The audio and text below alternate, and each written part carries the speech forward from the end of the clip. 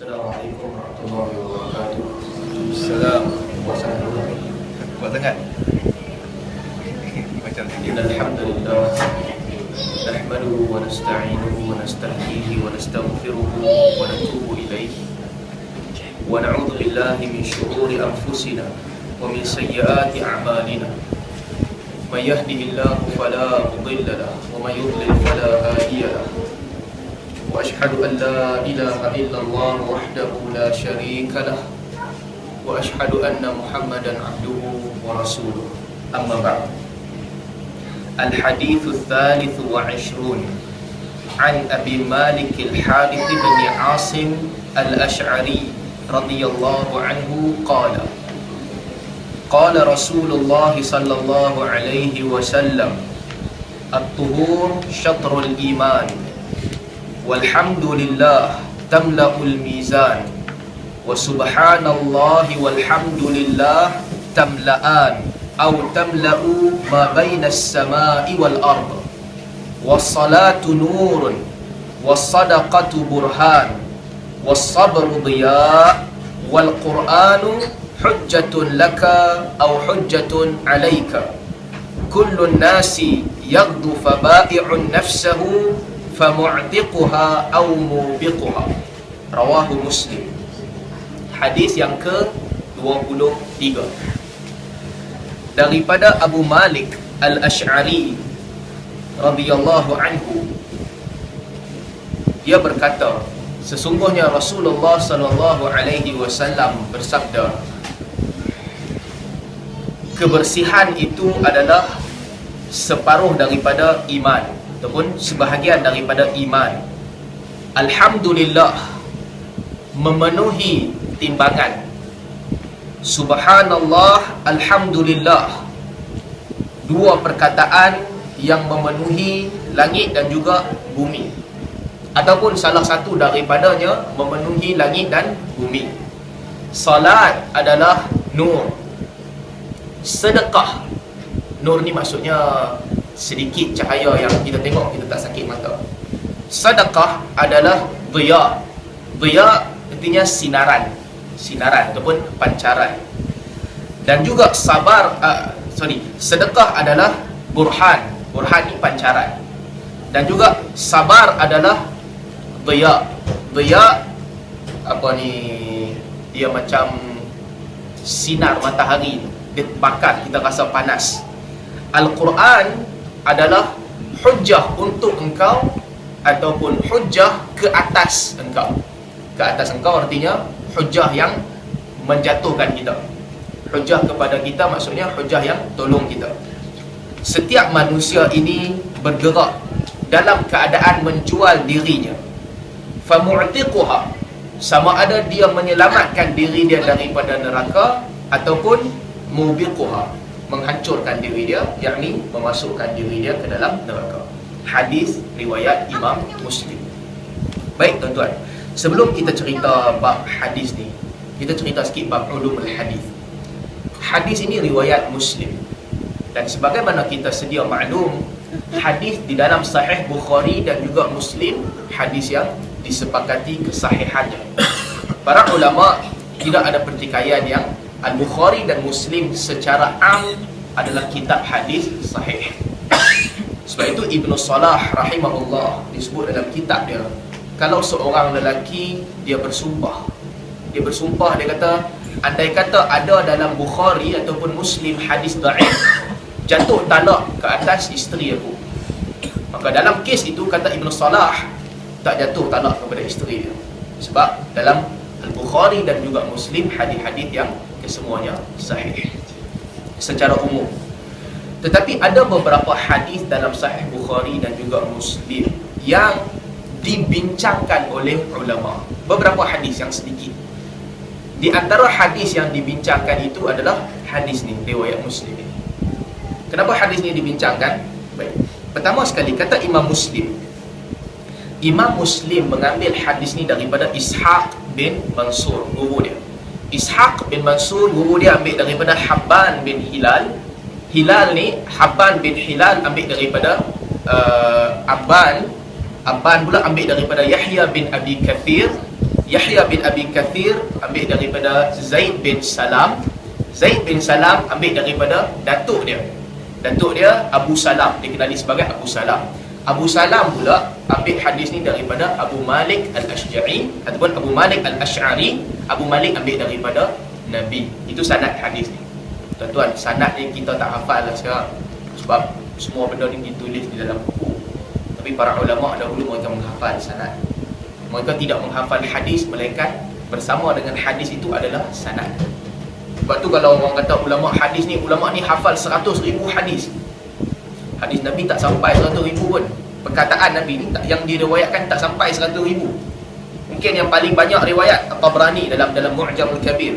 Ataupun Imam Ahmad dah kira banyak dah, 40,000. Tak banyak hadis Nabi.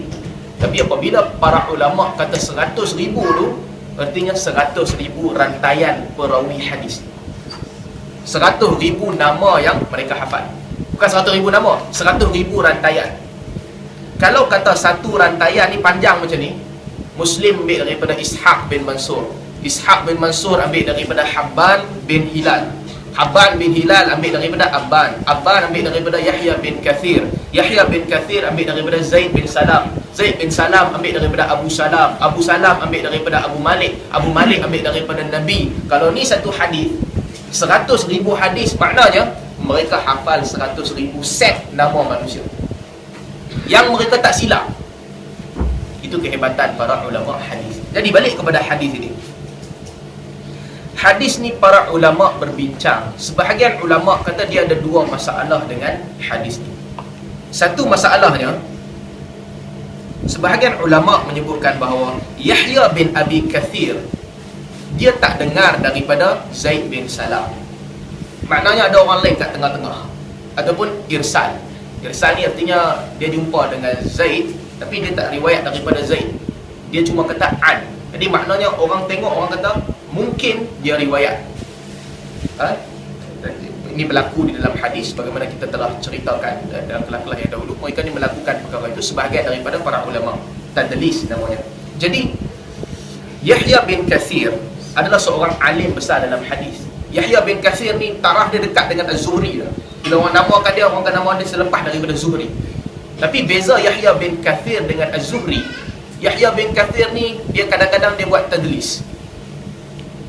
Dia riwayat daripada sebahagian sahabat, kadang-kadang yang irsal, dia ada orang lain yang tertinggal di situ. Jadi sebahagian ulama kata Zaid bin Salam adalah antara orang yang dia tak jumpa. Itu kata Yahya bin Ma'in. Yahya bin Ma'in kata banyak sangat nama ni. Yahya bin Abi Kathir tak jumpa dengan Zaid bin Salam. Tapi pandangan ini dibantah oleh Imam Ahmad dan juga Abu Hatim. Abu Hatim kata tak, dia memang dengar daripada Zaid bin Salam. Jadi tuan-tuan, perkataan Abu Hatim dalam hadis ni menjadi hujjah. Abu Hatim kalau cakap, Abu Zur'ah pula sepakat, orang tak tengok dah perkataan orang lain, sebab perkataan mereka ni hujjah dalam hadis. Mereka dua orang ni. Jadi itu masalah yang pertama, dah selesai. Jadi maknanya apabila Imam Muslim riwayatkan hadis ni daripada Zaid bin Kathir, daripada Yahya bin Abi Kathir, daripada Zaid bin Salam, maknanya memang Yahya bin Abi Kathir mendengar daripada Zaid bin Salam. Itu masalah yang pertama, selesai. Masalah yang kedua dengan hadis ini, Zaid bin Salam dia ambil daripada datuk dia. Datuk dia orang panggil Abu Salam. Datuk dia ni pula ambil daripada Abu Malik Al-Ash'ari. Kat sini masalah yang kedua. Sebab hadis yang sama, bunyi dia sama, diriwayatkan oleh An-Nasa'i dan juga Ibnu Majah, bukan dalam Sahih Muslim, duduk dalam kitab An-Nasa'i dan Ibnu Majah, melalui jalan Muawiyah bin Salam. Muawiyah bin Salam, dia kata aku dengar daripada Zaid bin Salam. Zaid bin Salam ni adik-beradik dia. Zaid bin Salam ambil daripada Abu Salam. Abu Salam ambil daripada Abdul Rahman bin Ghanam. Abdul Rahman bin Ghanam yang ambil daripada Abu Malik Al-Ash'ari. Maknanya ada beza. Riwayat Muslim dengan riwayat An-Nasa'i ada beza. Ikut riwayat Muslim, Abu Salam ambil daripada Abu Malik Al-Ash'ari. Tapi bila ikut riwayat Nasa'i pula, Abu Salam ni dia tak ambil daripada Abu Malik Al-Ash'ari. Dia ambil daripada Abdul Rahman bin Ghanam. Abdul Rahman ni yang ambil daripada Abu Malik Al-Ash'ari. Jadi para ulama berbincang, mana satu yang betul? Betulkah Abu Salam ni dengar daripada Abu Malik Al-Ash'ari ataupun dia tak dengar? Dia dengar daripada Abdul Rahman bin Ghanam. Abdul Rahman ni dengar daripada Abu Malik Al-Ash'ari. Jadi para ulama berbeza pandangan. Macam mana kita nak tahu mana yang lebih kuat? Sebahagian ulama menyebutkan yang apabila sampai keadaan begini, maka kita lihat rawi mana yang perkataannya lebih diterima. Ikut riwayat Muslim ambil daripada Yahya bin Abi Kathir. Ikut riwayat An-Nasa'i ambil daripada Muawiyah bin Salam. Jadi Muawiyah bin Salam ni adik-beradik kepada Zaid bin Salam. Jadi orang kata dalam kes ini Muawiyah bin Salam lebih dipakai daripada Zaid bin Salam. Maka sebab itu sebahagian ulama katakan hadis riwayat Muslim ini hadis yang terputus. Kenapa dia terputus? Di antara Abu Salam dan juga Abu Malik Al-Ash'ari ada seorang nama yang tertinggal. Ini ulama hadis kaji dan mereka jumpa. Sebab itu dalam hadis ada ilmu mengenal illah. Illah orang biasa tengok tak nampak. Kita tengok kita tak nampak. Kita kira tarikh dua orang ni, tarikh dia ni hidup, dia ni pun hidup zaman yang sama. Kita kata logiknya mereka bertemu. Contohnya macam kes macam ni, logiknya mereka bertemu. Tapi para ulama hadis mereka membandingkan di antara hadis. Untuk menghukum satu hadis tu betul ataupun tak betul, mereka akan datangkan hadis-hadis lain, mereka akan datangkan rawi-rawi lain, lalu mereka nilai. Sebab itulah dalam kes ini sebahagian ulama katakan hadis dalam Sahih Muslim ini hadis yang terputus. Matanya sahih, diriwayatkan dengan jalan yang lain yang sahih. Jadi itu berkaitan dengan sedikit berkaitan dengan hadis ini. Sebab tu tuan-tuan, setiap minggu apabila kita cerita tentang hadis ni, kita bawa kepada kesimpulan yang sama. Ulama hadis adalah makhluk Tuhan yang paling detail. Mereka betul-betul detail. Tak ada orang buat begitu. Itu rahmat yang Allah bagi kepada umat Muhammad sallallahu alaihi wasallam. Umat lain tak ada ilmu ni, tak ada ilmu menyimpan maklumat dan mengkaji ketulinan maklumat. Jadi itu yang kadang-kadang kita rasa sedikit terkilan apabila kaedah ulama hadis ni orang buat main-main. Apabila ulama hadis kata hadis tu dhaif, hadis tu mesti dhaif. Kalau ulama hadis semua sepakat katakan hadis ni sama ada terlalu dhaif ataupun palsu, maknanya hadis tu mesti terlalu dhaif ataupun palsu. Itu kaedah. Tak boleh ada orang nanti dia datang dia kata hadis ni sahih kot tapi tak ada dalam buku. Mungkin hadis ni sahih cuma tak ditulis dalam buku. Itu tak boleh. Sebab apabila kita percaya kaedah macam tu, maknanya kita tak ada disiplin. Siapa-siapa pun boleh datang, dia boleh buat dakwaan yang sama. Sebab itu Al-Imam Syafi'i rahimahullah dalam Ar-Risalah, apabila dia menilai beberapa perkataan Imam Malik ataupun mazhab Maliki yang tak ada dalam hadis, orang kata mungkin ada hadis yang kita tak tahu. Imam Syafi'i kata tak boleh. Kalau itu sangkaan dia, orang lain boleh bawakan benda lain, boleh bawakan amalan-amalan lain dan katakan kita ada hadis tapi tak sampai kepada kamu. Itu tak boleh. Ini clash di antara ahli sunnah dan juga sufi. Sebahagian ulama sufi mereka selalu sebut istilah-istilah begini. Ada tapi tak ditulis dalam buku. Sebahagian sufi yang ekstremis. Ini kaedah yang tertolak. Imam Al-Baihaqi juga sebut sebagaimana yang dinakalkan oleh Ibn Salah juga sama. Pada zaman ini setelah semuanya ditulis, kita bergantung kepada buku-buku yang ditulis. Apa yang tidak ditulis di dalam kitab-kitab hadis, benda tu dianggap tak ada. Orang tak boleh datangkan. Sebab apa? Logiknya mudah. Allah memelihara Al-Quran. Allah jamin memelihara Al-Quran. Jadi apabila pemeliharaan Al-Quran itu menuntut pemeliharaan hadis. Al-Quran tak boleh dipelihara tanpa hadis. Sebab kalau Al-Quran sahaja dipelihara, hadis tak dipelihara, syariat akan berubah. Jadi apabila Allah jamin memelihara Al-Quran, Allah jamin juga memelihara hadis. Macam mana Allah jamin pelihara Al-Quran? Allah jadikan Al-Quran itu dihafal dan ditulis oleh semua orang. Semua orang maknanya umum lah, semua orang tahu. Macam mana Allah pelihara hadis? Allah jadikan di kalangan umat ini ada satu kelompok manusia yang mereka ni keluar daripada tabiat semula jadi manusia lain. Manusia lain hafazan mereka ada limit. Manusia lain ingatan mereka ada limit. Manusia lain, kesungguhan mereka mencari ilmu ada limit. Manusia lain, kadang-kadang mereka diserang perasaan malas, kadang-kadang mereka dah rasa bosan, kadang-kadang dah tua mereka jadi dah tak kuat. Itu manusia biasa. Allah jadikan satu kelompok manusia yang advance. Mereka mempunyai daya hafazan yang tak boleh ditandingi oleh orang lain. Mereka mempunyai kesungguhan yang orang lain tak ada. Mereka itu para muhaddisin. Kau berjalan para muhaddis. Kadang-kadang hadis tu ada kat negara dia, tapi dia jalan juga keluar. Sebab apa? Untuk mencari sanad yang tinggi, untuk jumpa daripada ke sumber asal hadis tu. Baik, jadi ini sedikit sebanyak berkaitan dengan hadis. Hadis riwayat Muslim ni, Nabi SAW sebut yang pertama, at-tuhur syatrul iman. Kebersihan itu adalah sebahagian daripada iman. Dalam sebahagian riwayat yang lain disebutkan al-wudu. Wudu itu sebahagian daripada iman. Jadi berkaitan dengan tuhur ini, suci ini, sebahagian ulama mereka menyebut yang suci ni maknanya bersih, sama ada zahir ataupun batin. Kedua-duanya itu makna suci. Dan sama juga apabila Allah gunakan perkataan suci di dalam Al-Quran, Allah merujuk kepada orang yang zahir dia suci, batinnya juga suci. Innallaha yuhibbut tawwabin wa yuhibbul mutatahhirin.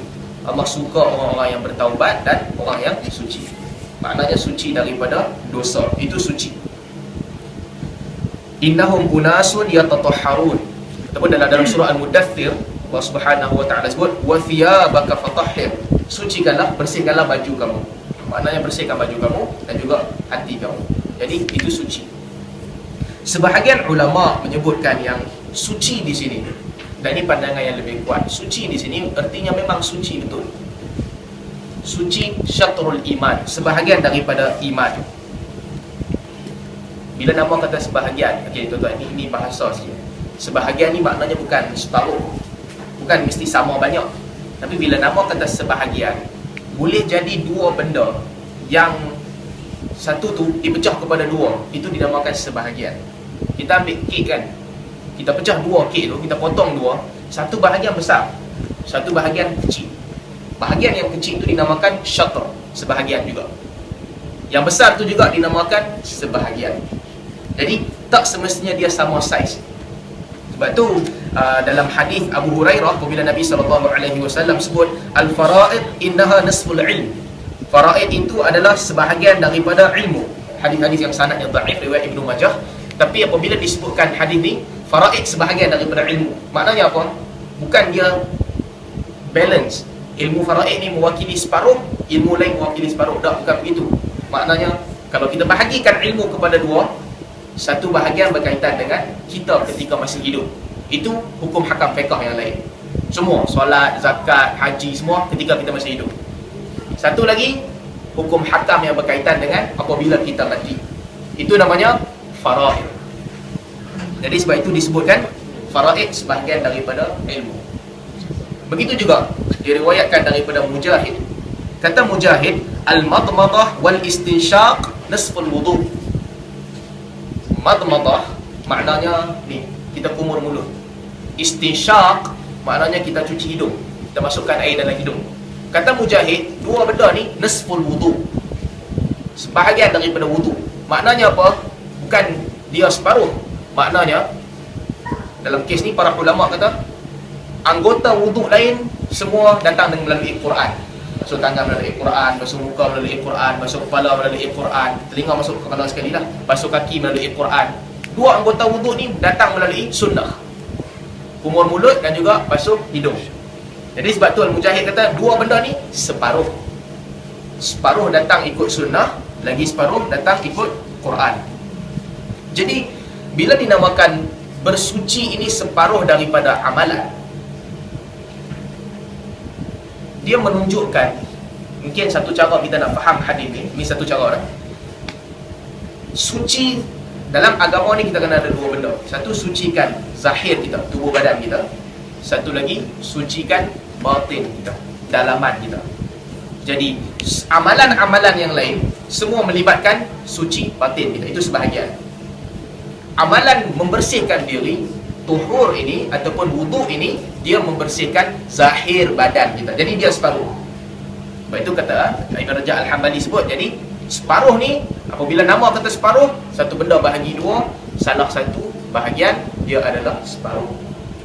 Jadi tuhur ini sebahagian daripada iman sebagaimana disebutkan oleh Nabi sallallahu alaihi wasallam.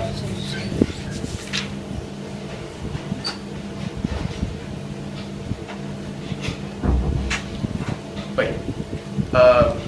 Tuhur kita tahu dalam sebahagian riwayat disebutkan bersuci.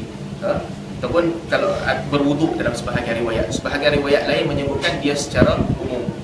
Apabila berwuduk, banyak hadis lain yang menceritakan tentang fadilat-fadilat wuduk. Banyak hadis yang sahih menceritakan tentang itu. Antaranya Nabi sebut siapa yang wuduk, kemudian lepas dia wuduk dia solat fardu, maka kanat kafarah lima bainahunna. Wuduknya dan solat itu mengampunkan dosa di antara satu solat dengan solat yang akan datang. Jadi menghapuskan dosa. Dalam hadis lain, hadis yang diriwayatkan oleh Imam Muslim, Nabi SAW sebut siapa yang berwuduk, lepas dia wuduk dia solat 2 rakaat selepas wuduk. Ini solat sunat yang Nabi selalu buat juga. Nabi bangun malam, Nabi wuduk, Nabi solat 2 rakaat selepas wuduk. Jadi siapa yang buat benda itu, illa wajabat lahul jannah. Hadis Muslim. Wuduk, solat 2 rakaat, apa balasan dia? Wajib dia masuk syurga. Allah tulis pasti dia masuk syurga. Jadi ini fadilat solat sunat 2 rakaat selepas wuduk. Kita boleh lakukan kalau kita jarang buat. Lepas kita wuduk, kita solat 2 rakaat. Apa balasan dia? Wajabat lahul jannah. Dalam hadis lain Nabi SAW sebut, hadis yang diriwayatkan oleh Imam Muslim juga, Nabi kata siapa yang berwuduk, lepas dia wuduk dia ucap la ilaha illallah, ataupun dia ucap asyhadu an la ilaha illallah wa asyhadu anna muhammadan abduhu wa rasuluhu. Doa lepas wuduk, kita wuduk kita ucap asyhadu an la ilaha illallah wa asyhadu anna muhammadan abduhu wa rasuluhu. Apa balasan dia? Nabi sebut illa futihat lahu abwabul jannati thamaniyah yadkhulu min ayyiha syaa. Bila dia buat benda tu, wuduk, lepas wuduk asyhadu an la ilaha illallah wa asyhadu anna muhammadan abduhu wa rasuluh, Nabi kata dibukakan kepadanya semua ke-8 pintu syurga. Lalu dia pilih dia nak masuk syurga melalui pintu yang mana satu. Fadilat wuduk yang Nabi sebut. Kadang-kadang kita wuduk kita tak rasa, kita buat macam biasa je, tapi fadilatnya besar bila orang wuduk. Sebab itu Nabi SAW bila wuduk tak batal pun, tapi nak solat, Nabi perbaharui wuduk. Jadi kalau ada masa, ada ruang, kita perbaharui wuduk, itu baik. Kita ada rumah orang, jangan ramai-ramai perbaharui, nanti kesian tu rumah. Itu pun kesian orang lain juga, nak pergi sembahyang lambat beratur. Cuma kalau ada masa, ada kesempatan, perbaharui wuduk itu benda yang baik. Dan orang yang jaga wuduk dia, jaga wuduk ni maknanya dia pastikan diri dia dalam keadaan wuduk. Nabi sebut dalam hadis yang diriwayatkan oleh Imam Ahmad, juga hadis yang sahih, la yuhafidhu 'ala al-wudu' illa mu'min. Tidak ada orang yang menjaga wuduk melainkan orang tu mukmin. Sebab apa Nabi janji mukmin? Sebab ini benda yang beza orang Muslim dengan munafik. Wuduk adalah amalan yang dia macam puasa juga, amalan yang orang tak tahu. Puasa orang nampak kita puasa, solat kita nampak, solat jemaah wajib. Tapi wuduk orang tak nampak. Orang boleh datang, dia boleh dakwa aku dah wuduk dah. Anak kecil kan, kalau dia malas, bapak dia kata nak sembahyang ambil wuduk, dia dah terkentut dah. Bapak dia kata dah batal belum? Dia kata tak batal lagi. Bapak dia tak boleh marah. Sebab orang tak tahu. Wuduk macam puasa juga, orang tak tahu. Puasa sama juga. Jadi sebab tu Nabi kata tak ada orang yang menjaga wuduk melainkan dia mukmin. Maknanya kalau orang tu betul-betul boleh jaga wuduk dalam keadaan tak ada siapa tengok dia, tak ada siapa ambil tahu, dia mukmin. Sebab menjaga wuduk ini bukan amalan yang dilihat oleh mata manusia. Itu amalan yang Allah nilai. Maka sebab itu Nabi sebut dia adalah mukmin. Dalam sebahagian hadis diriwayatkan daripada Abu Dzar ataupun daripada Abu Darda, Nabi kata wuduk ni amanah, menjalankan amanah Allah. Apa amanah Allah? Kenapa namanya amanah? Sebab Allah amanahkan kepada kita diri kita. Jadi kita sucikan diri kita, itu dikira kita menjalankan amanah yang telah Allah bagi kepada kita. Baik, berkaitan dengan wuduk, itu satulah wuduk daripada hadas kecil. Daripada hadas besar pula, kita mandi. Mandi ni ada mandi yang wajib, ada mandi yang tak wajib. Apa mandi yang wajib? Satu, mandi seminggu sekali wajib. Dalam hadis Nabi sebut mandi hari Jumaat, seminggu sekali mesti mandi. Jadi sebahagian ulama kata mandi hari Jumaat tu ada sebab. Sebab dia bila kita pergi solat Jumaat, tak nak badan kita bau, jadi kita tak menyusahkan orang lain. Cuma ala kulli hal, seminggu sekali kena mandi. Lebih daripada seminggu sekali, itu pilihan kita, ikut cuaca juga lah. Ada tempat yang dia mandi seminggu sekali dah okey, ada tempat dia kena mandi lebih, ada tempat dia sejuk, dia tak boleh mandi banyak kali. Jadi dalam keadaan tu dia kena mandi seminggu sekali. Duduk di Malaysia mandi seminggu sekali, kacau. Ini tak boleh. Duduk sini sekarang pun tak boleh, kita berpeluh setiap hari. Jadi yang penting mandi seminggu sekali sekurang-kurang. Itu wajib. Apa lagi wajib? Apabila orang mengeluarkan mandi, lelaki ataupun perempuan, juga dia wajib mandi. Sama ada dia keluarkan mandi itu melalui dia mimpi ke, ataupun dia seronok-seronok sendiri terkeluar ke, ataupun dia buat hubungan terkeluar ke, dalam apa sahaja keadaan keluar mandi wajib wudu. Apa lagi selain daripada tu? Iltiqa al-khitanain, bertemu dua khitan, bertemu dua kemaluan, lelaki dan perempuan. Meskipun tidak ada inzal, meskipun tak keluar mandi, apabila bertemu maka wajib wudu wajib mandi bagi kedua-duanya. Selain daripada tu, ini dikongsilah lelaki dengan perempuan dikongsi. Untuk perempuan pula, dia ada haid dan juga nifas. Wiladah kena mandi ke tak? Kalau lepas wiladah dia operation ke apa, tak ada darah langsung, dia kena mandi wiladah. Tapi kalau dia ada darah, diwajibkan kepada dia mandi apabila berhenti darah itu nifas. Berhenti darah nifas, dia mandi. Jadi itu kewajipan mandi untuk lelaki dan perempuan.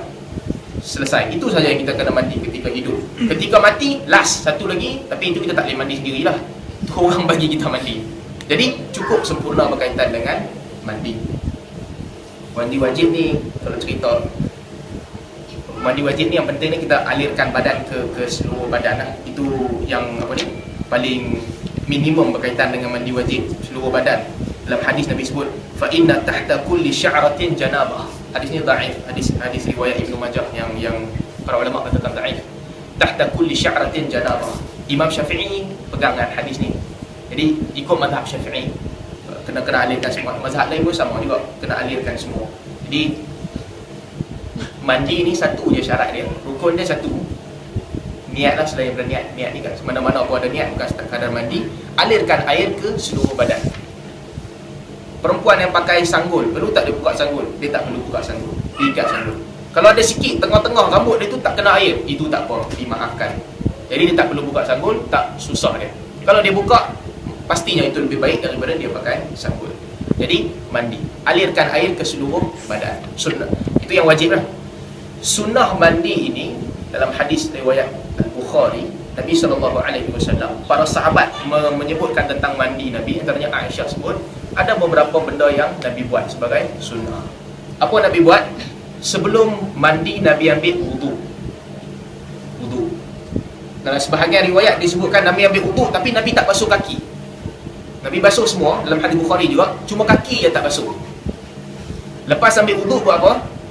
Nabi akan sapu kepala dengan air. Itu pun dalam sebahagian riwayat lain disebutkan Nabi bersihkan bahagian kemaluan selepas wudu. Bersihkan. Imam Syafi'i bahaskan bab ni. Imam Syafi'i kata kalau kita bersihkan sebelum wudu, maknanya wudu kita tak batal. Tapi kalau kita bersih, kita sentuh selepas wudu, ikut mazhab Syafi'i, wudu kita terbatal. Jadi boleh juga nak basuh sebelum wudu ataupun selepas wudu. Cuma kalau selepas wudu, lepas tu kena ambil wudu balik lah, sebab wudu dah batal. Jadi bersihkan bahagian kemaluan.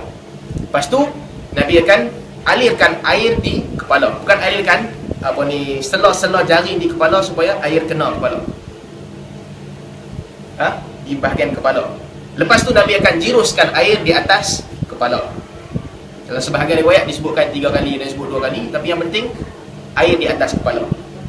Dan lepas air di atas kepala, dibasuh bahagian badan. Para ulama menyebutkan disunahkan mula dengan sebelah kanan dan kemudian sebelah kiri. Nabi suka buat semua benda mula daripada kanan. Jadi itu berkaitan dengan mandi wajib. Bila dah habis basuh semua, ketika itu Nabi basuh kaki. Jadi lepas basuh kaki tak ada masalah, kita dah boleh solat kalau kita tak sentuh kemaluan selepas daripada wudu tadi.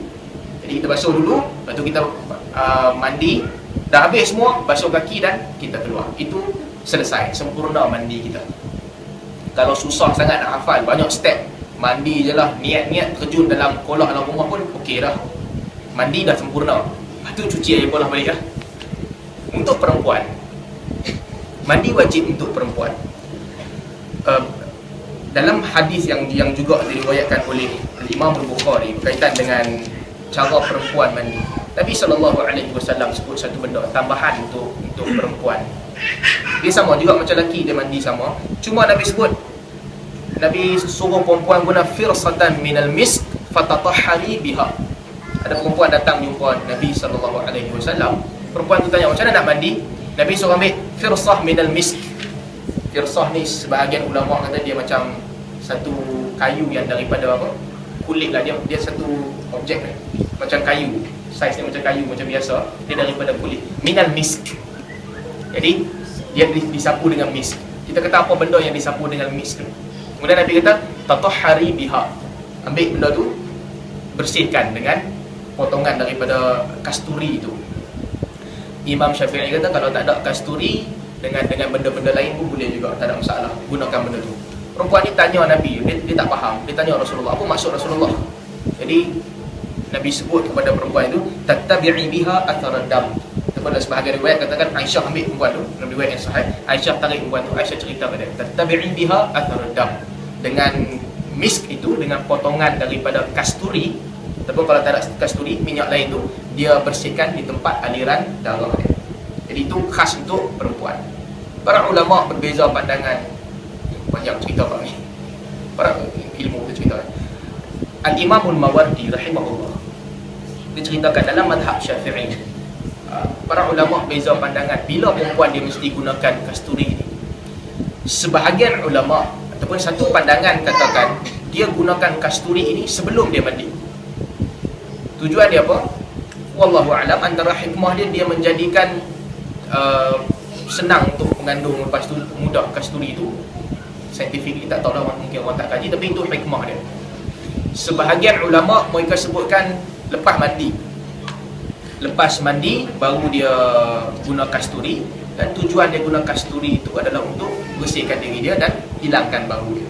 Hilangkan bau. Ala kulli hal itu sunnah untuk perempuan sahaja. Lelaki tak perlulah berkaitan dengan bab itu, dan mandi sebagaimana yang diajarkan oleh Nabi SAW. Baik, selepas daripada bersuci, Nabi SAW sebut, walhamdulillah tamla'ul mizan. Ucapan alhamdulillah memenuhi timbangan. Wa subhanallahi walhamdulillah tamla'an au tamla'u ma bainas samawati wal ardh. Adapun subhanallah walhamdulillah, dia ini dua benda yang memenuhkan ataupun memenuhkan timbangan. Sama ada dia dua benda ataupun salah satu daripada kedua-duanya memenuhi timbangan, sama berat dengan langit dan juga bumi. Dalam kes ni, rawi hadis ni dia sedikit tak pasti sama ada dua-dua ni sekali ke ataupun salah satu daripada kedua-duanya, rawi hadis tak pasti. Cuma yang penting itu yang disebut dalam hadis ni. Dalam hadis yang lain disebutkan wat tasbih nasful mizan. Tasbih separuh daripada mizan. Macam kita sebut tadi, separuh, sebahagian. Makna separuh kita kena faham. Tasbih separuh mizan. Alhamdulillah penuh timbangan tu. Subhanallah walhamdulillah sama macam langit dan juga bumi, sama berat dengan langit dan bumi. Perkataan yang baik, para ulama sebutkan, kalau kita pergi tengok dalam hadis, perkataan yang baik yang kita disuruh untuk kita sebut, dia ada 4. Subhanallah, alhamdulillah, Allahu akbar, la ilaha illallah. Ini 4 perkataan yang baik. 4 perkataan kita puji Allah dengan ni. Dia ada tambahan dah sikit. Subhanallah wa bihamdi, subhanallahil azim, alhamdulillah rabbil alamin, la ilaha illallah wahdahu la syarikalah. Tak ada tambahan lah. Cuma dia punya basic dia, ini 4 perkataan yang paling baik. Subhanallah, alhamdulillah, Allahu akbar, la ilaha illallah. Jadi kalau nak gabungkan semua sekali ni, ketika zikir kita ucaplah subhanallah, alhamdulillah, wala ilaha illallah, wallahu akbar. Dia menggabungkan keempat-empat benda yang perkataan yang paling baik. Apa baiknya? Baik, sebelum tu, bila Nabi kata dia diumpamakan, Nabi dia memenuhi timbangan ini, para ulama sebahagian mereka menyebutkan yang amalan kita ni Allah akan jadikan dia sebagai benda yang berat yang kita nampak. Jadi amalan kita apabila dihitung, kita lihat amalan itu, betapa besarnya amalan itu orang boleh lihat. Sebab tu dalam hadis Bukhari, Nabi SAW sebut, kalimatan habibatan ila rahman, thaqilatan fil mizan, khafifatan ala lisan. Ada dua perkataan yang disukai oleh Ar-Rahman. Berat nilai perkataan ini di timbangan di sisi Allah. Dan tapi dia ringan di lidah manusia. Apa perkataan itu? Subhanallah wa bihamdih, subhanallahil azim. Jadi seolah-olah zikir-zikir yang kita ucap ni Allah akan bagi kita nampak betapa beratnya perkataan itu. Alhamdulillah, sebagaimana Nabi SAW sebut, dia tinggi nilai alhamdulillah ini memenuhi timbangan, cukup untuk penuh timbangan manusia.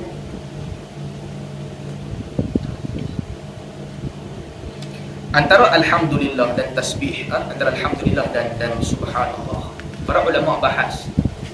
Sebab dalam hadis ni, kalau dalam sebahagian riwayat lain disebutkan tasbih ini separuh timbangan, alhamdulillah penuh timbangan. Jadi kenapa alhamdulillah lebih daripada subhanallah? Sebahagian ulama, antaranya Ibn Rajab sebut, bila kita ucap subhanallah, maknanya kita mensucikan Allah daripada apa yang tidak layak bagi Allah, ataupun apa yang tak kena bagi Allah. Itu makna subhanallah. Jadi makna subhanallah ni maknanya luas. Apa sahaja yang tak layak, tak kena bagi Allah, apa sahaja yang bukan milik Allah, segala sifat kekurangan ni kita sucikan. Subhanallah, maha suci Allah. Kita keluarkan semua benda yang tak kena dengan Allah Subhanahu wa taala. Lepas tu kalau kita cerita sikit bab akidah, apabila para salaf mereka nisbahkan sebahagian sifat-sifat Allah kan, sifat tu bunyi dia sama macam sifat kita. Sami', kita dengar, Allah Subhanahu wa taala juga dengar. Basir, kita lihat, Allah Subhanahu wa taala juga lihat. Tapi benda paling penting sekali, subhanallah tu, bebaskan Allah daripada sifat makhluk. Allah tak sama dengan makhluk. Laisa kamitslihi syai'un. Allah tak sama dengan makhluk. Itu makna subhanallah. Jadi setiap kali kita ucap subhanallah ni, artinya kita menafikan segala sifat kekurangan daripada Allah. Baik, alhamdulillah. Alhamdulillah pula pujian kepada Allah Subhanahu wa taala. Jadi sebab itu para ulama kata alhamdulillah lebih berat. Ataupun dalam hadis disebutkan alhamdulillah lebih berat. Subhanallah, kita nafikan segala kekurangan daripada Allah. Alhamdulillah, kita nisbahkan kelebihan kepada Allah. Alhamdulillah, segala puji kepada Allah Subhanahu wa taala. Dan sebab itu bila kita ucap subhanallah, dalam banyak hadis disebutkan subhanallah ni dia ada perkataan lain selepas subhanallah. Bila kita sujud kan, subhanallah ataupun subhana rabbi al-a'la, subhana rabbiyal a'la, maha suci Tuhanku. Lepas tu kita sebut sifat Allah al-a'la, Tuhan yang maha tinggi. Ataupun subhanallah wa bihamdih, subhana rabbiyal a'la, subhana rabbiyal azim, maha suci Tuhanku yang maha perkasa. Jadi kita nafikan, lepas tu kita sebutkan sifat Allah, subhanallah wa bihamdi, dan banyak doa-doa lain yang Nabi sebut. Jadi tuan-tuan bayangkan, bila kita sucikan Allah ni saja, dua perkataan ni cukup berat di sisi Allah. Apatah lagi bila kita puji Allah, lebih berat daripada itu. Dan ini fadilat yang Nabi SAW sebutkan untuk orang-orang yang memuji Allah. Lepas itu takbir. Takbir juga satu benda yang disukai oleh Allah Subhanahu wa taala. Dalam sebahagian riwayat hadis disebutkan at-takbir yamla'u ma bainas sama'i wal ardh. Takbir ini memenuhi apa yang berada di antara langit dan bumi. Takbir artinya apa? Kita membesarkan Allah. Setiap satu ucapan kita ni, Allahu akbar, Allahu akbar, Allahu akbar, sama seperti timbangan langit dan bumi. Itu takbir. Berkaitan dengan tahlil pula. Tahlil maknanya, ini bukan tahlil Melayu lah. Tahlil Melayu dia panjang sikit. Ini tahlil la ilaha illallah. La ilaha illallah ni pula satu ucapan yang tak ada hijab. Ibn Rajab kata tak ada hijab. Ucapan itu terus sampai kepada Allah. Dalam hadis yang diriwayatkan oleh Tirmizi, Nabi sebut, ma qala abdun la ilaha illallah qat. Tidak ada seorang pun daripada kamu yang ucap la ilaha illallah mukhlisan. Tak ada seorang pun ucap perkataan ini betul-betul ikhlas. Illa futihat lahu abwabul jannah hatta tufda ila al-'arsh majtanabal kabair. Ucap sahaja betul-betul ikhlas, Nabi kata melainkan akan dibuka abwabus sama, dibuka pintu-pintu langit, hatta tufda ila al-'arsh, sehinggalah perkataan ini sampai ke arasy Allah Subhanahu wa taala. Beratnya timbangan la ilaha illallah. Majtanabal kabair. Tapi satu syarat, selagi mana dia menjauhi dosa besar. Dengan perkataan ini, tuan-tuan bayangkan, setiap kali kita ucap la ilaha illallah, pintu-pintu langit terbuka. Perkataan ini tak ada hijab, terus sampai kepada Allah Subhanahu wa taala. Itulah afdalul dzikr, sebaik-baik sebutan la ilaha illallah.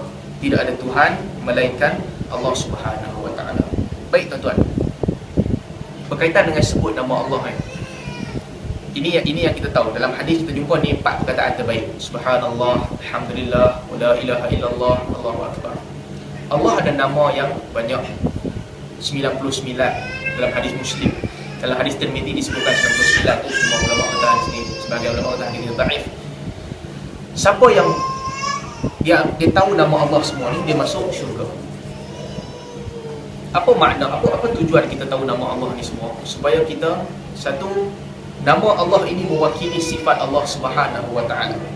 Jadi bila kita tahu nama Allah ni, kita tahu sifat Tuhan kita. Ar-Rahman, Ar-Rahim, Malik, Al-Quddus, Salam, Muhaimin. Nama-nama Allah ni bila kita sebut, kita tahu sifat Allah. Tuhan ni Maha Pemurah, Tuhan ni berkuasa, Tuhan ni Maha Perkasa, Tuhan ni Maha Lembut, Tuhan ni Maha Pengampun, Tuhan ni Maha... Itu sifat-sifat Allah yang kita baca. Jadi bila kita baca ni, kita kenal Tuhan kita. Satu, kita tahu sifat Tuhan kita. Yang kedua, Allah ada nama-nama yang baik. Fad'uhu biha. Apa tujuan Allah, nama-nama Allah ni? Doa dengan nama-nama itu. Maknanya minta dengan nama-nama Allah yang perkasa, yang banyak ni. Kita nak minta kaya, kita sebut nama Allah, wahai Tuhan yang Maha Kaya. Kita nak minta kekuatan, kita sebut wahai Tuhan yang Maha Perkasa, Al-Aziz, kuat, kaya, perkasa. Muhaimin, kita nak minta, kita tak dikawal oleh orang lain, kita nak minta kuasa ke apa ke, ya Muhaimin, Tuhan yang menguasai. Kita nak minta rezeki, ya Razzaq, Tuhan yang bagi rezeki.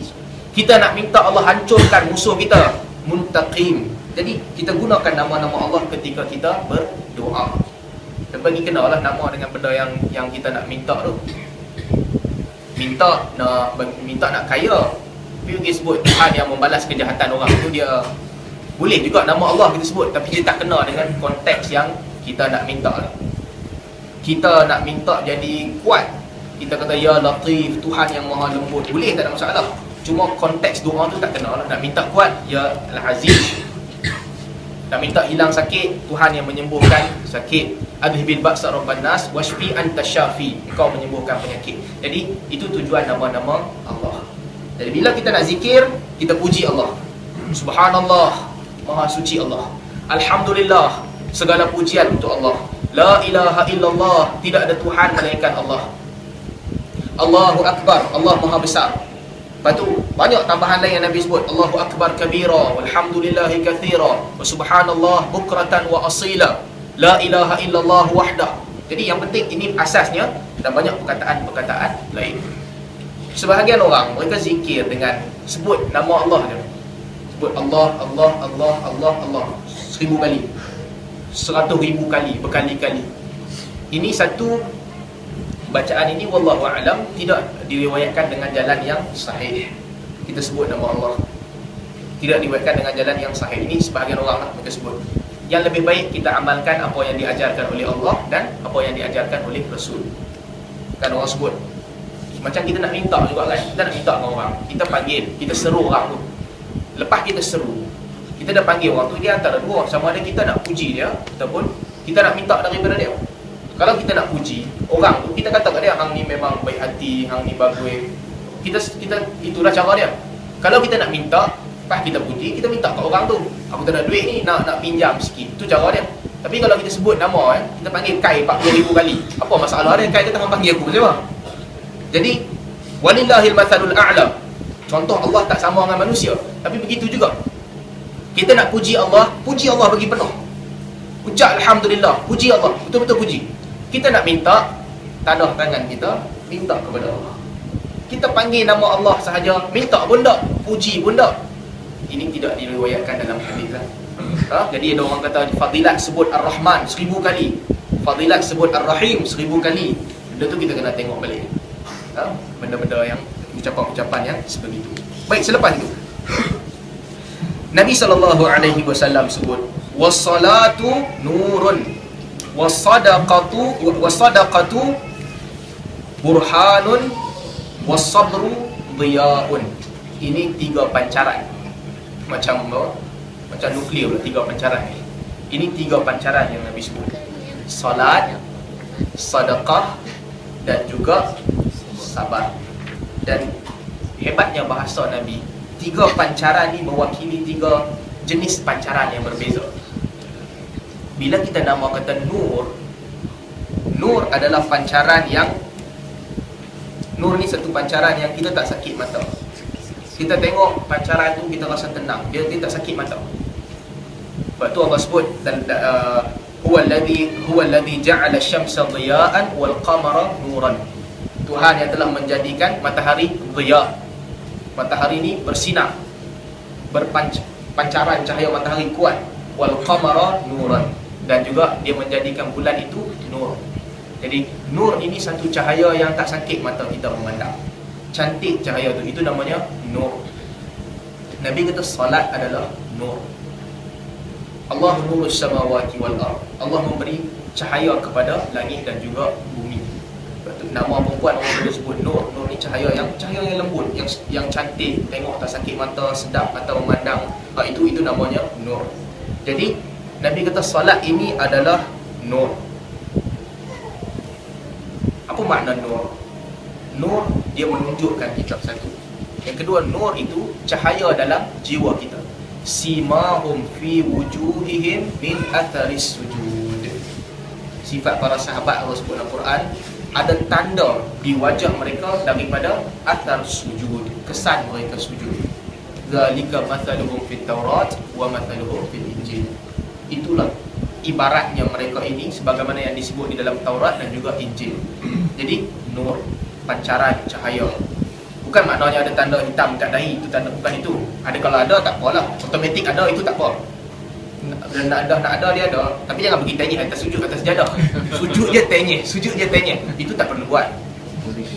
Dia nak polish dahi dia, tak perlu sampai macam tu. Kalau ada, kalau tak ada, solat macam biasa. Nur ni artinya orang tengok orang tahu. Orang tengok orang kesan, nampak nur ni. Bukan duduk tenyek kepala lah, bukan itu maknanya. Sujud elok-elok, tak perlu tekan sangat, sujud dalam keadaan rehat. Jadi itu solat sebenarnya. Sebab tu Nabi sebut dalam hadis yang diriwayatkan oleh Abu Daud, Nabi sebut kepada Bilal, ya Bilal, aqimis salah wa arihna. Wahai Bilal, iqamahlah untuk solat dan tenangkan kami. Jadi solat ni menenangkan manusia. Kita fikir serabut banyak ni, kita pergi solat, dia tenangkan kita. Bukan solat tu struggle, dia tak perlu struggle. Ini struggle duk tonyoh kepala. Itu konsep dia tak kena dengan solat. Solat ni arihna, Nabi sebut kepada Bilal, tenangkan kami. Bila solat tu menjadikan manusia tenang. Nabi SAW disebutkan dalam hadis yang diriwayatkan oleh Ahmad, riwayat Al-Hakim juga, Al-Hakim sahihkan hadis ni, ju'ilat qurratu aini fi salat. Dijadikan pelembut mata aku ni dalam solat, penyejuk mata aku dalam solat. Nabi suka solat. Allah tanamkan sifat itu dalam jiwa Nabi SAW. Jadi bagi orang beriman, kalau kita kadang-kadang kita rasa sama, kita rasa juga benda yang sama, kita suka solat. Kita rasa kita biasa solat sunat kan. Kita pergi musafir, Bila pergi musafir je kita rasa tak tenteram, rasa ada benda tak kena dengan jiwa aku. Apa tak kena? Kurang solat. Jadi kita rasa tak seronok. Itu tandanya solat tu menjadi qurratu ain, pelembut mata kita. Solat memberi ketenangan kepada kita. Kita biasa solat witir contoh kan. Tiba-tiba satu malam ni kita tertidur, kita tak terbangun witir. Kita bangun, kita sedih. Allah, terlepas satu benda yang selalu aku buat. Itu maknanya solat tu telah menjadi qurratu ain, pelembut mata kita. Itu sifat Nabi SAW, dan orang Islam juga kena buat benda yang sama. Orang beriman, dia kena jadikan solat ni pelembut mata dia, ataupun penyejuk mata dia bila dia lihat. Itu berkaitan dengan solat, nur, pancaran, cahaya dalam jiwa manusia. Kita berhenti petang dengan dia. Tak sempat titik makanan lagi. Baik, seterusnya.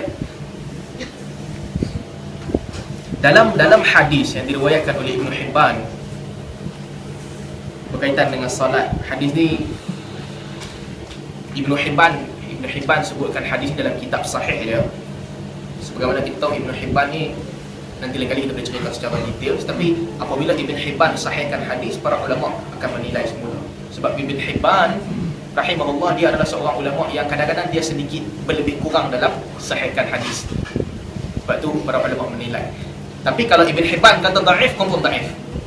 Sebab dia ni orang yang berlebih kurang dalam sahihkan hadis. Jadi banyak hadis yang mungkin sahih, mungkin dhaif, dia sahihkan. Tapi kalau dia kata dhaif, maknanya memang kena jaga-jaga dengan hadis tu lah. Dia memang dhaif betul. Ibn Hibban kalau kata rawi ni rawi yang tak diterima, mungkar, memang rawi itu mungkar betul. Jadi hadis riwayat Ibn Hibban, kata Nabi SAW, man hafadha 'alaiha, siapa yang jaga salat, kanat lahu nuran wa burhanan wa najatan yaumal qiyamah.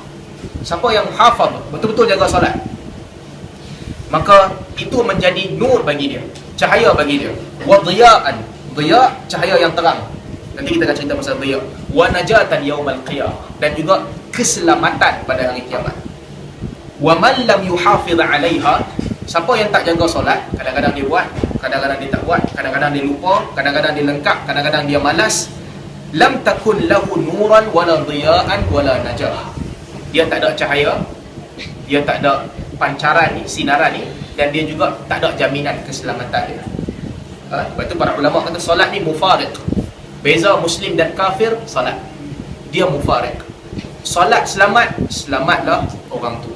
Benda pertama ditanya adalah solat. Selesai solat manusia, selesailah benda itu. Bahkan sebahagian ulama kata hadis-hadis Nabi yang menceritakan tentang haram neraka sentuh manusia, wajib masuk syurga, disebutkan la ilaha illallah, para ulama kata dia ada syarat kedua. Syarat kedua, muhafazatu ala salah. Solat mesti jaga. Solat ni tiket lah, tiket masuk syurga. Jaga solat, tengok kebanyakan hadis menyebutkan dia tiket masuk syurga, dapat dah tiket. Kita jangan ambil tiket tu pergi buang cukup. Apa makna buang tiket tu? Mubiqatu sab'ah, 7 dosa-dosa besar. Kita dah solat, kita pergi buat salah satu daripada dosa-dosa besar ni, ibarat kita pergi buang tiket tu. Jadi itu berkaitan dengan salat. Selain daripada itu, yang kedua, Nabi SAW sebut selepas daripada salat,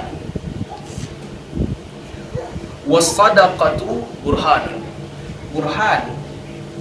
Burhan ni pula, burhan ni umpama kita tengok matahari. Kita tengok matahari, mata kita bersilau. Kita bersilau. Dan dinamakan burhan sebab burhan ni benda yang semua orang mesti nampak, melainkan dia buta. Dia buta, dia tak nampak lah. Kalau orang tu tak buta, dia mesti nampak burhan. Burhan ni benda yang jelas. Dalil kan dalam bahasa Arab kan, dalil tu dalil lah biasa. Tapi kalau dalil tu kuat, namanya burhan. Burhan benda yang kita nampak dengan mata, jelas. Jadi bila nama kata burhan ni, artinya memang confirm benda tu jelas, tidak dinafikan lagi. Jadi wasadaqatu burhan, sedekah adalah burhan, maknanya sedekah itu menjadikan orang tu betul-betul kuat iman, betul-betul Islam, tidak dinafikan keislaman. Jadi maknanya sedekah ni dia susah lagi daripada solat. Solat ni minimum requirement untuk orang Islam. Jadi orang Islam mesti kena solat. Kalau dia lepas dia solat, dia sedekah pula, ini cantik, tidak dinafikan lagi pada dia. Sebab solat ni mengeluarkan, sedekah ni mengeluarkan harta kita. Solat, kita kita menghabiskan masa kita solat. Tapi sedekah ni harta yang kita sayang, kita keluarkan. Tak ada orang boleh keluarkan melainkan dia itu jelas padanya tanda-tanda keislaman. Zakat tak masuk, zakat memang wajib. Ini bukan wajib, saja-saja sedekah. Dan cerita sikit pasal sedekah ni, nasihat untuk diri saya dan kita sekalian. Kadang-kadang kita rasa nak sedekah ni, kita rasa malas kan? Kita rasa kita dah ada duit dah nak sedekah. Tiba-tiba kita rasa banyak sangat ni, bagi kurang sikit lah. Kita dengan jiwa kita kan, kadang-kadang berbolak-balik, nak bagi ke tak bagi. Dah simpan dah nilai tertentu untuk sedekah. Tiba-tiba esok dia sedekah lagi 2 hari, aku pergi dulu, aku jumpa mamat yang dulu koyak tiket ni, aku sedekah. Lagi sehari sebelum pergi dulu, kita tukar fikiran, kalau beli baju raya pun cantik juga. Jadi kadang-kadang benda-benda ni bermain di fikiran kita. Dah masuk dulu dah nak sedekah, kita fikir kalau beli barang ni cukup sebulan belanja ni, tak jadi sedekah, pergi beli barang. Kadang-kadang benda begini ada dalam fikiran kita. Kenapa benda ni ada dalam fikiran kita? Ataupun kadang-kadang kita kata banyak sangat sedekah ni, kurang belanja bulan ni. Allah Subhanahu wa taala sebut, asy-syaitanu ya'idukumul faqra wa ya'murukum bil fahsya. Syaitan ini mengingatkan kamu tentang kemiskinan dan mengarahkan kamu buat benda yang keji. Allah wallahu ya'idukum maghfiratan minhu wa fadla. Allah mengingatkan kamu tentang keampunan Allah dan kelebihan yang Allah bagi. Jadi tuan-tuan, bila kita dalam situasi macam ni kan, kita kena lihat, kita kena ingat yang ini bisikan syaitan dengan bisikan Allah. Bisikan syaitan membisikkan kita, kalau hang sedekah nanti hang rugi, hang susah. Pesanan Allah kepada kita, kalau hang sedekah, maghfirah, keampunan Allah, dan Allah ganti balik apa yang Allah ambil daripada kita.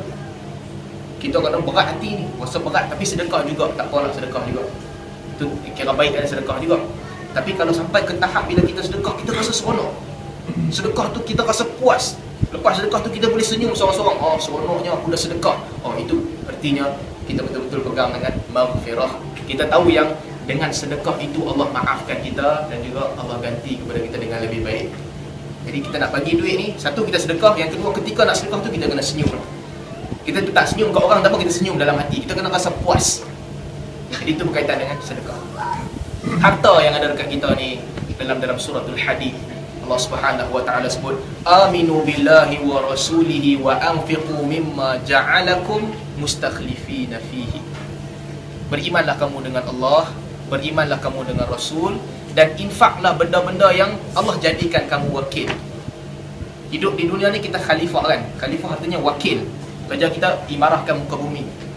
Mimma ja'alakum mustakhlifina fihi. Harta ni bukan kamu punya, Allah amanahkan kepada kamu. Kalau kamu tak dapat harta ni, Allah amanahkan kepada orang lain. Orang lain yang pegang, kalau bukan kamu. Kalau kamu pegang harta ni, kamu mati, sampai juga ke orang lain. Jadi putaran harta ni amanah, sementara kita pegang. Terlepas daripada tangan kawan tu sampai ke tangan kita. Lepas beberapa tahun kita pun mati, orang lain pula ambil harta tu daripada kita. Jadi mustakhlifina fi, kamu diamanahkan. Ini ayat yang Allah cerita, bila kamu sedekah ni kamu kena ingat, ini amanah Allah kepada kamu, kamu sedekah. Bukan milik kamu sebenarnya, kamu pemegang. Jadi itu yang kedua. Burhan, cahaya yang jelas. Yang ketiga, Nabi SAW sebut, was-sabru dhiyaun. Adapun kesabaran itu adalah dhiya. Dhiya ni, bagaimana kita sebutlah ayat tadi, huwallazi ja'ala asy-syamsa dhiyaan. Tuhan yang telah menjadikan matahari ni dhiya. Dhiya adalah cahaya yang panas. Matahari ni dia ada dua sifat dia. Satu dia burhan, kita tengok silau mata kita. Yang kedua, satu lagi sifat matahari, dhiya, dia memberi kepanasan kepada kita. Itu matahari. Dia menyebabkan kita berpeluh. Artinya kebaikan yang datang di sebalik kesusahan. Cahaya yang bukan sekadar cahaya, tapi di balik cahaya tu ada kesusahan. Kita sakit, kita letih. Itulah sabar. Sabar, kita susah, kita letih. Sebab sabar ni, hak kita orang ambil sebagai contoh, kita letih. Tapi itulah dhiya. Di sebalik itu ada cahaya. Dan nama kata sabar ini, sabar ni ada peringkat. Satu, sabar melaksanakan perintah Allah Subhanahu wa taala. Itu sabar. Kita tak larat dengan tidur lambat, bangun subuh letih, kita solat juga. Itu sabar. mengerjakan perintah Allah kena sabar. Pergi haji, banyak sangat ujian, jalan tak larat, orang tolak lah, apalah, macam-macam. Kita sabar mengerjakan perintah Allah. Satu. Yang kedua, sabar juga apabila kita menjauhi an maksiatillah, menjauhi maksiat Allah. Itu juga sabar. Kita suka nak buat itu benda ni, tapi sebab dia haram, kita pun tak buat. Itu namanya sabar. Sebab itu ibadat paling baik adalah puasa yang kita sedang buat. Sebab puasa mengandungi dua benda. Satu, kita sabar mengerjakan perintah Allah. Allah suruh kita puasa, kita puasa. Satu lagi, kita sabar daripada melakukan larangan Allah. Bukan sekadar larangan Allah, kadang-kadang benda yang kita nak makan dan sebagainya, kita tahan diri kita. Jadi puasa ni ibadat yang tinggi nilai dia. Kullu amali bani Adam lahu illa siyam. Allah kata, amalan anak Adam ni semua dia punya melainkan siyam. Siyam ni untuk aku, fa ana ajzi bihi. Aku bagi balasan ikut taraf puasa dia. Jadi itu berkaitan dengan sabar. Sabar juga, sabar ni juga apa nama, lupa dah, hilang ayat. Sabar ni juga bererti kita sabar dengan takdir Allah.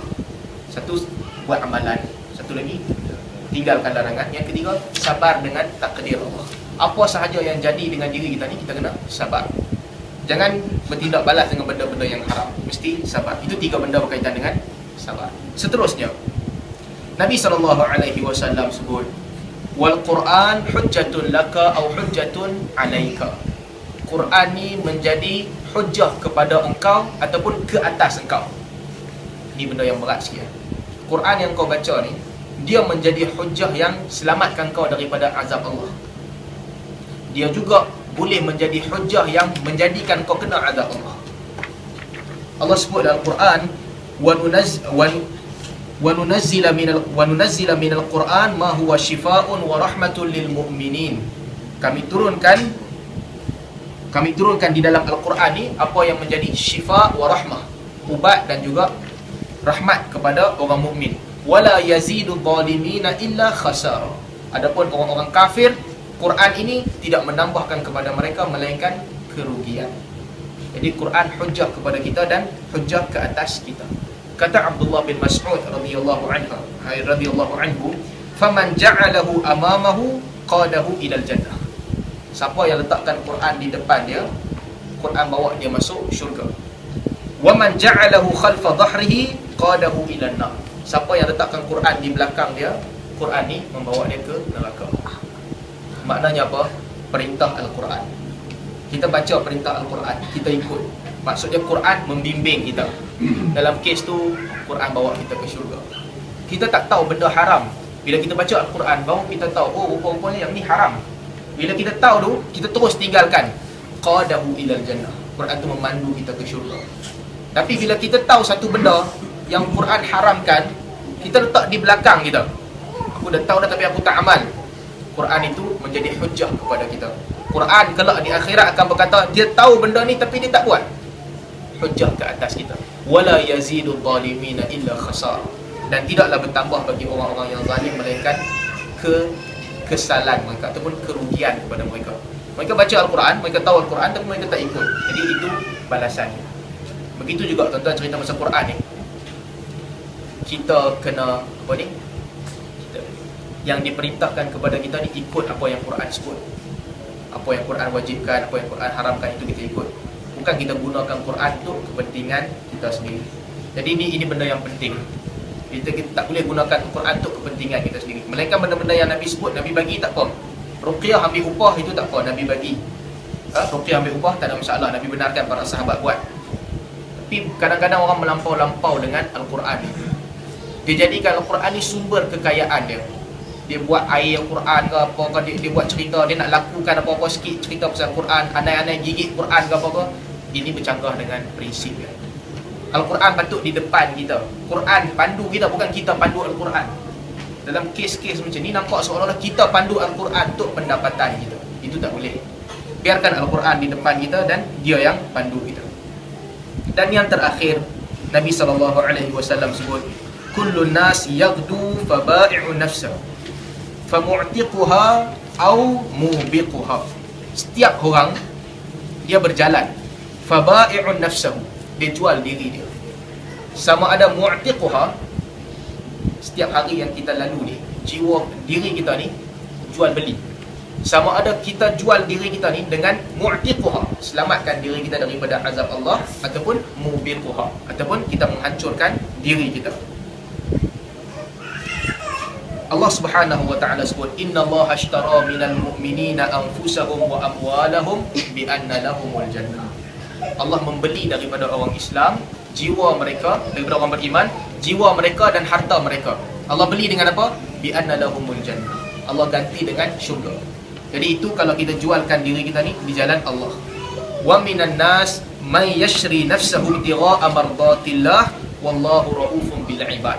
Ada di antara manusia yang dia menjual diri dia di jalan Allah, maka Allah raufun bil ibad. Allah Maha mengampun dosa-dosa manusia, apa yang dilakukan oleh manusia, ataupun Allah mengetahui apa yang dilakukan oleh manusia itu.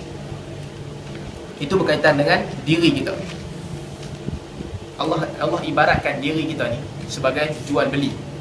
Kata Al-Hasan sebut, orang Islam di dunia ni kita selalu jual beli kan.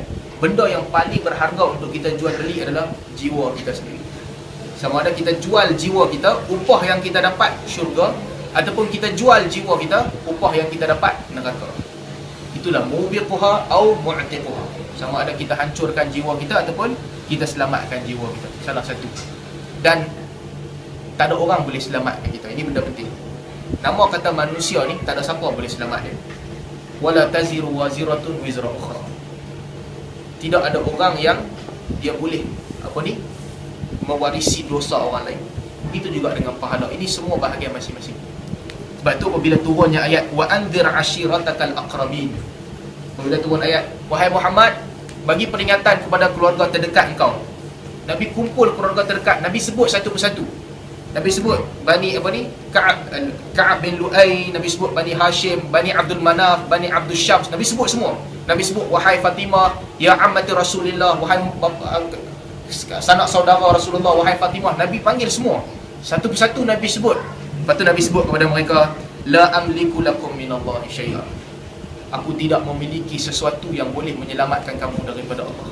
Siapa Nabi panggil? Termasuk Fatimah, keluarga terdekat Nabi. Nabi sebut aku tak boleh selamatkan kamu daripada azab Allah.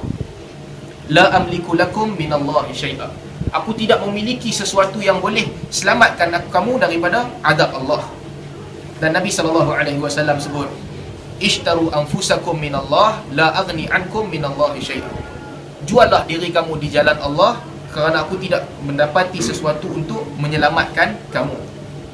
Ataupun dalam riwayat lain Nabi sebut, selamatkan, bebaskan diri kamu daripada neraka. Jadi maknanya konsep ini setiap orang dengan diri dia sendiri. Nabi pesan kepada anak-anak Nabi SAW sendiri, bapa saudara Nabi, keluarga-keluarga terdekat, anqidhu anfusakum minan nar. Kamu sendirilah selamatkan diri kamu daripada neraka. Aku tak boleh menjadi hujah untuk selamatkan kamu daripada azab Allah.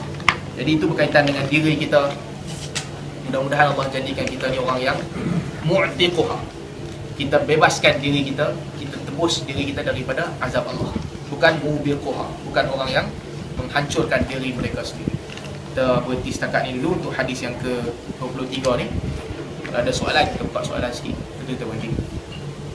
Lama lagi, lebih sejam. Setengah jam. 20 minit. Abu Qasim Abu satu lagi ada Muawiyah. How did they decide yang mana yang why what is dia ni tu pasti yang okey, sanad. Berkaitan dengan sanad, macam mana kita cerita tadi kan. Baik. Hadis ni satu riwayat Muslim, satu riwayat Nasa'i. Riwayat Muslim, rawi yang disebutkan oleh Muslim Yahya bin Abi Kathir. Okey. Rawi yang disebutkan oleh An-Nasa'i Muawiyah bin Salam. Jadi kedua-dua mereka ni, kita kena bayangkan ni dua orang, Yahya bin Abi Kathir dengan Muawiyah bin Salam. Dua-dua orang ni ambil daripada Zaid bin Salam. Sama dah. Daripada dua jadi satu, Zaid bin Salam. Zaid bin Salam ambil daripada Abu Salam. Abu Salam siapa? Tok Walim. Tok, bila sampai kat Abu Salam, dia pecah dua balik. Ikut riwayat Muslim, dia pergi kepada Abu Malik Al-Ash'ari. Ikut riwayat An-Nasa'i ni, dia pergi kepada Abdul Rahman bin Ghanam. daripada Abdul Rahman bin Ghanam baru pergi kepada Abu Malik Al-Ash'ari. Abu Malik Al-Ash'ari ambil daripada Nabi sallallahu alaihi wasallam. Jadi dalam kes ini ada perbezaan antara dua. Sebahagian ulama mereka katakan riwayat An-Nasa'i ini lebih tepat. Kenapa? Kerana perkataan Muawiyah bin Salam tentang Zaid bin Salam lebih kuat daripada perkataan Yahya bin Abi Kathir daripada Zaid bin Salam. Sebab apa? Sebab Muawiyah bin Salam tu abang dia, lebih rapat daripada dia. Jadi perkataan itu lebih tepat, lebih kuat. Itu satu. Yang kedua, ini yakin confirm ada tambahan di sini. Di situ tak ada. Jadi besar kemungkinan kalau nak berlaku pengurangan, di situ berlaku pengurangan. Sebab salah satu nama tertinggal di antara dua nama. Yang ni confirm dah. Jadi dalam kes ni seolah-olah satu pasti, satu tidak pasti. Yang tidak pasti ada dua kemungkinan.